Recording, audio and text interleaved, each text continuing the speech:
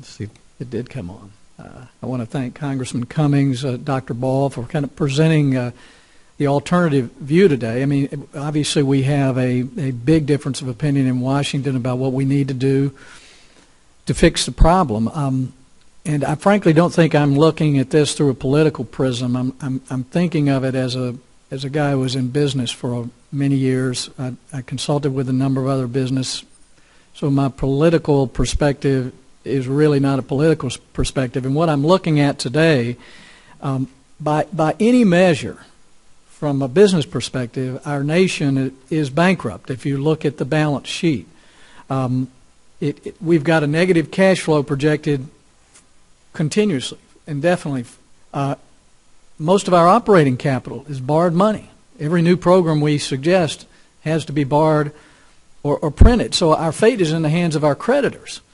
And that's a worrisome situation. I don't know how we can get around that. And the solution, if you use a business parallel, okay, the 3% of Americans who make over $200,000 also happen to create most of our jobs and give the most to charity, provide 60% of all investment capital.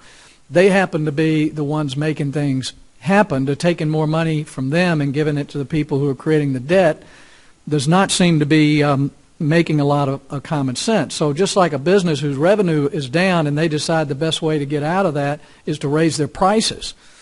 That's what we're talking about doing here. Our business is down, our revenue is down, so we want to raise the prices on who are effectively our customers, those who are creating the revenue for us. And that's a difficult thing to swallow when we know in our economy, it may not be true in IMF economies, but we've got an economy where 3% of Americans are already paying over half of all the taxes. They're the ones creating the job, providing the investment capital. And frankly, that's not going to solve our problem. If you look at the data for the last 10 years, the increase in our deficit is mostly attributable to an increase in spending, and that includes a lot of discretionary spending. Social Security has not contributed to our debt at all. In fact, if we hadn't borrowed $3.6 trillion from Social Security, we would be a whole lot more in debt than we are today. And so this is not all on the entitlements. This is on a belief as the government that we need to direct the economy. And I think the difference of opinion here is that the government is the primary stimulator of the economy versus those of us who think the reason America was so exceptional and prosperous was that we were a bottom-up economy with millions of people starting businesses, innovating, being entrepreneurs. Those are the people we seem to want to attack right now.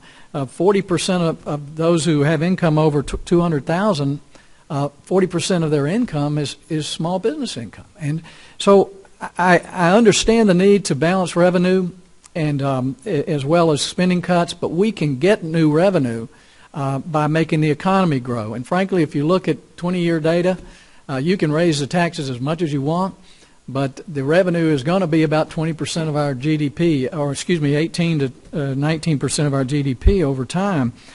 So I appreciate all of our panelists just helping us to talk through this. To me, this is a situation where, like all of you said, let's don't wait to find out, because all this is going to take is China to say they're not going to lend us more money, to dump our debt at 80 cents on the dollar, and that faith that keeps us up. And that's what we do have to admit, that the only thing keeping our dollar up, keeping our what economy we have going, is faith in the fact that the other economies are worse off than we are right now. But thank you for helping us talk through this, Mr. Chairman. To you and your committee staff, I appreciate all the work you've done. I appreciate all the folks who've answered questions, and I hope we'll follow up with some decisive action that'll solve our problem. Well, first, let me thank Senator DeMint for leading.